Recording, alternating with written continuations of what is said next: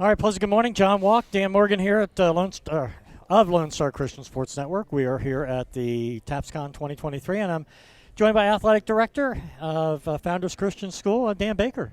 Dan, good to see you here again. Good to see you as well. You know, I tell people, when we talk about what we're doing here is that you were kind of, for us, one of the success stories at TAPSCon last year because we knew of Founders Christian School. I mean, it's real close to my house, but we didn't know you yet. And we engaged at TAPSCon last year, and then, we had the opportunity to come out and do a number of ball games at your place, and just, really feel like we developed a friendship with, you and Joe and your entire community there. So absolutely, we really appreciated you guys coming out and doing those ball games. It was a blessing for our school and kind of gave us some exposure that we didn't previously have. Well, I mean, we certainly want to make sure we're out there at least one time, and as we shared with you is that. We're committed to trying to do a boys and a girls. I mean, because every year, the same gender isn't going to be strong, and so you want to make sure you cover both. Right. It's just the way you should do things. Absolutely. Talk about school year. School year was great. We've had a lot of construction going on our campus, and so it kind of threw things into disarray on some level, but on another level. Having this is our first year with our gym, so we were able to have home basketball games instead of somewhere else, and both our school and our church community was able to be a part of that, and made the games a lot of fun. I mean, I know you guys were there for the Calvary ball game, and the place was packed out and it was loud, and so I think it was just a really good year for our athletics program overall. Because mainly because we were able to be in our own basketball gym this year, and we also experienced success and won a couple of playoff games for both the boys and the girls.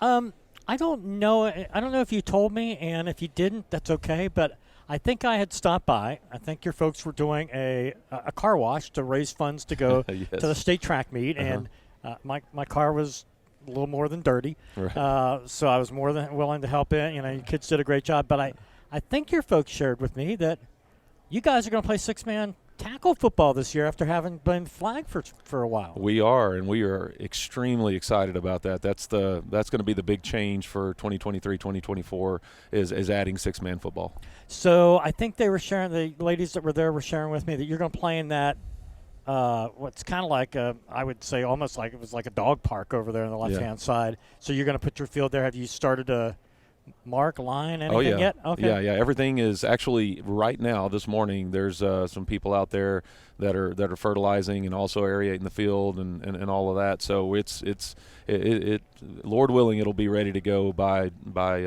beginning of August. So when do the goalposts go up? We are working on that as we speak. So that's great. It's coming. It's coming. Who are you playing?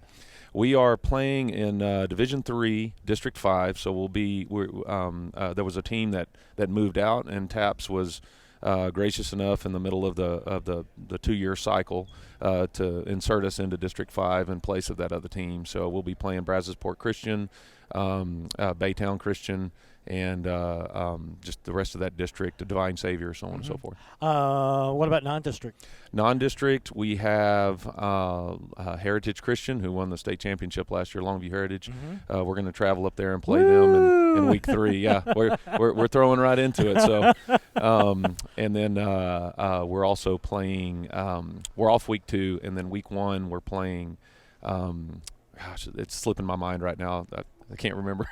So, are you guys going to play? Are you going to play on Saturday or Friday?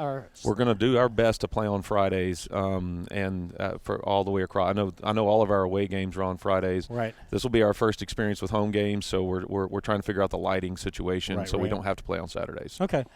Yeah, because obviously it takes time to lights if that's what's in your future now. Exactly. But so I didn't know if you were going like I know Frassati doesn't have lights on their new field. Right. And I think I went out to one of their games, and it was like a Saturday 2:00 ball game. Exactly. Okay.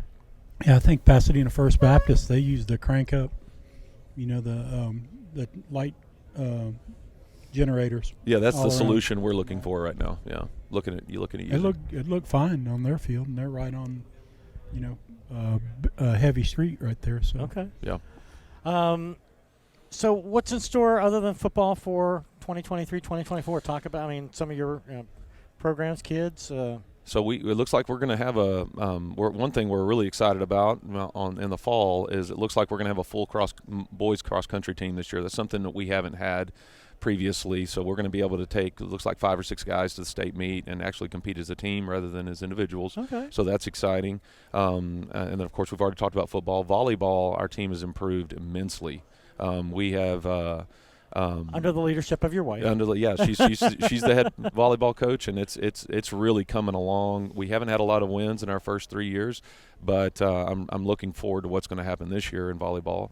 And then of course in basketball in the wintertime, I think both teams should be improved this year, and both teams went a game deep in the playoffs, so we're excited about what's going to happen there. So.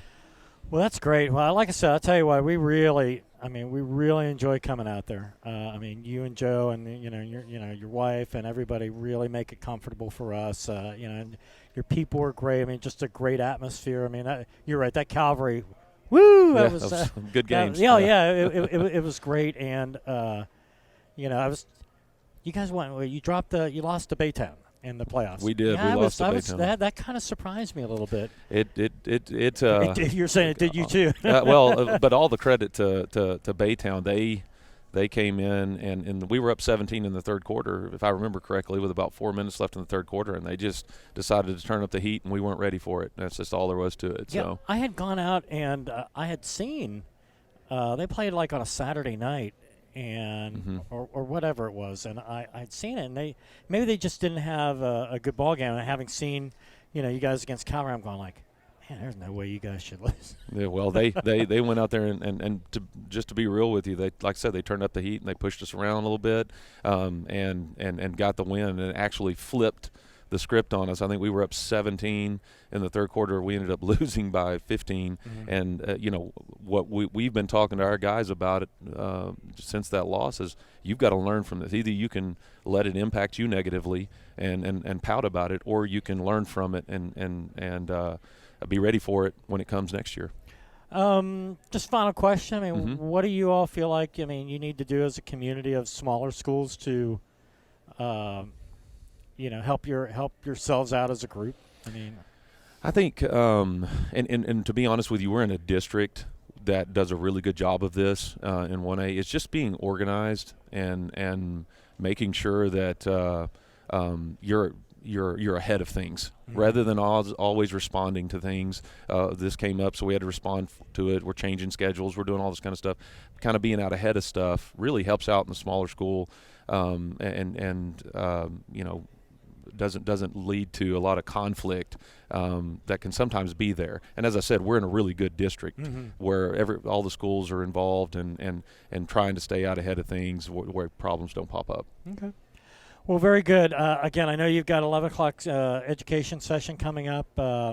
It's always good to see you. Good to see you guys as well. Thank you guys for your guys' friendship to us. We really appreciate it, enjoy it, and we'll try to. We'll definitely get basketball on the schedule, and we'll. Maybe we'll figure out a way. Maybe we got to work around Dan's football schedule with Milby, and I got some cross country responsibilities announcing that. But maybe we can do a football game from Founders this year. That'd be fun. We'd love to have you out. Okay, well, very good. Dan Baker, the athletic director of Founders Christian School in the metropolis of Spring, as I like to say, joining us. Thanks again so much. Yes, sir. Thank you, guys. All right, very good. All right.